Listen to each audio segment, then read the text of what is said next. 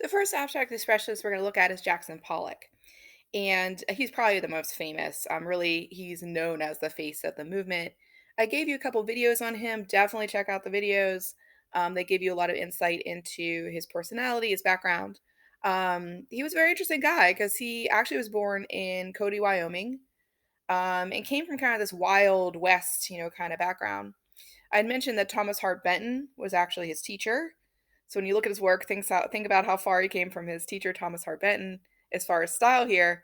But many people feel that he sort of brought that regionalist, Wild West kind of untamed kind of feeling to his work, just in a different way than what Benton was exploring with like his regionalist, arts of the West kind of stuff. He had a very Pollock had a very checkered personal history. He was a raging alcoholic, drank excessively, and actually, this was the cause of his death. He was actually in a car accident that was attributed to drinking, right? So he was very destructive, very willful. And I talked about how this was a movement that got a lot of celebrity exposure. Pollock was the perfect early celebrity, right? He had this fire, he had this insanity kind of behind him, and he was like loud and obnoxious and drunk half the time. And um, magazines and TV stations, they picked up on this and they started to use this. And it's sad to say that most of celebrity comes from behaving badly, but Pollock definitely shows you that's the truth, right? He's one of these artists that actually uses the media to kind of fuel what he is, but he also is very single-minded about his vision and his purpose. Many people talked about how he actually wasn't maybe a very good artist per se, but he had vision, he had drive, and he sold himself, right? He knew how to take this new attitude he had towards art and this new approach towards art and put it out there for people to contemplate, digest, and then say, yeah, this is something interesting. His nickname was Jack the Dripper, which I love. It kind of implies the violence that many people associate with these paintings. And I gave you some other quotes. I want to express my feelings rather than illustrate them. I mean, this goes back to like Picasso's quote about I paint what I think, not what I see, but it goes to a different place. It goes to like the realm of feelings, right? And I think you have to take into account that Pollock was a very deep thinker and feeler. So a lot of people try to write these works off as like, oh, they're just kids' drawings. I'm like, well, then you don't understand them because Pollock was driven. He was obsessed with these things, and they were linked to his emotions, linked to his feelings. They're not arbitrary, right? In any way, right? So again, maybe you don't like them or you think they're not talented, right? Or they don't have craft, but Pollock would say, well, that's beside the goddamn point. That's not why I made them, and then you just don't get it, right? So again, understanding the theory, the reasons behind artists here, it's really essential. And I love this quote about process. There is no accident, just as there is no beginning and no end. He approached his works in a sense with a feeling of process. And I think you have to consider this with his working method. That he got in there and he always kind of talked about how he let the paintings guide him. He let the paintings speak to him. And he said, sometimes I lose the thread of where the painting's going, and that's fine. Then I destroy it and I move on with my day.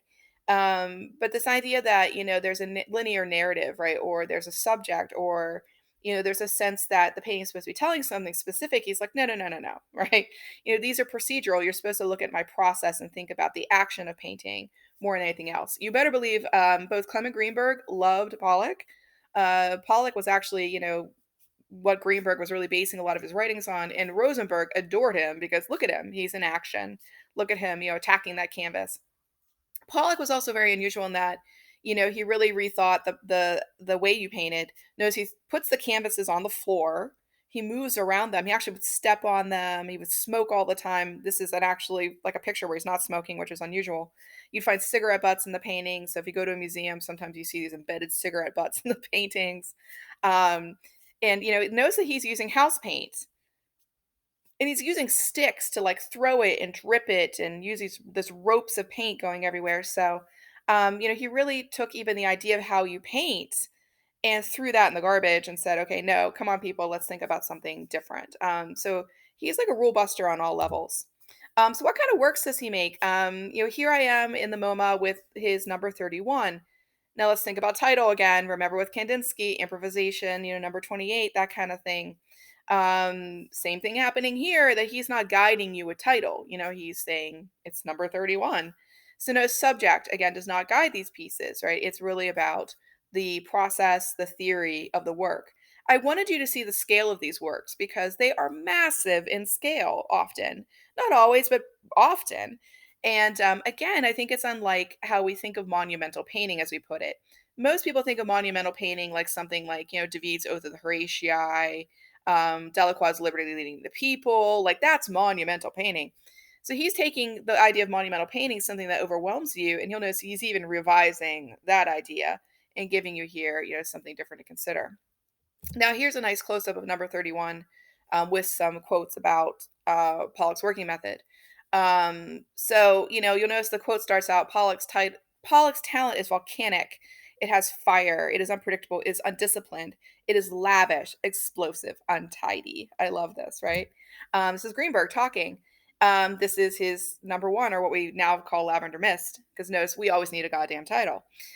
He says, what we need is more young men who paint from inner compulsion without an ear to what the critic or the spectator may feel. Painters who will risk spoiling a canvas to say something in their own way. Woo, that's heady praise. And again, it signals like what a difference this is, right? For what you're moving into here. Notice both of these works have, again, no real subject. It's the paint. And notice that they look very environmental. It's this layering of paint, this process of the paint building up, building up, building up. And again, this speaks to, there is no beginning, there is no end. There's just the process. Students, I had a class once where the students were like, oh, this is like what kids do.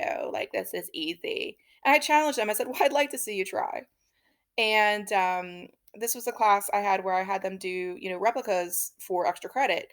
They were happy because they were getting extra credit. And I was happy because I was proving a point, right? About it's not easy. Um, and so, yeah, you should have seen these crappy Pollocks, man. And people then had to say, "Oh, it's not easy. There's a lot of different colors in there that I didn't even predict, right? There's a way that these paints had to be layered that is just layers and layers and layers of paint. Like, yeah, you're right. It's not easy. So if you're feeling compelled, right, you can try it out and see it's not easy. Now, another part of Pollock that's important to note is his relationship with his wife Lee Krasner. And I think this picture kind of says it all about their relationship. Krasner was also a painter, so I'll show you some of her works. But Pollock was the sun that she orbited, basically. Notice that she is all giddy devotion, and he's like, kind of like, did I leave the oven on? Right? Totally distracted, probably drunk. And so a little bit of a unequal balance of power here. And many people talk about how Krasner, her work is downplayed in Abex and kind of talked about as secondary to Pollock's, but many people say Pollock wouldn't have been Pollock without her because she's the one who drug his drunk butt to to his shows and his dealers and kind of propped him up in a sense, right? Like who would he be without her? So their dynamic is rather interesting to consider. And when he died in the car accident, he actually was cheating on her and died with the girlfriend. So, it's like she was long suffering with this man. He's not a good person as far as like, marital fidelity, let's say, or, good actions. But I love this quote. When I took Jackson to see Hans Hofmann, he said, well, your work is good, but you don't work from nature. And Jackson said, well, I am nature. Hans Hofmann, you can Google him. He was a very important early modernist, not working in the style of Pollock, but working in a different style, and was considered kind of a luminary in the art field. And it's the story about them going to see him, and Hoffman's kind of talking down to Pollock, and Pollock just won't have it. He's like, I am nature. Like, what are you, old man? So it shows you that he just really was his own person. He didn't really care what other people had to say. Here's some of Lee Krasner's work. And she actually got critiqued quite a bit within Abex as like, oh, her work was too feminine. Her work, showed things, right? Where Pollock's was pure abstract expressionism. So I always feel like the poor woman, like she just couldn't catch a break, right? Kind of always being seen as derivative next to her husband. But I would argue that, a lot of her work is very much about, things that were very similar to what Pollock did.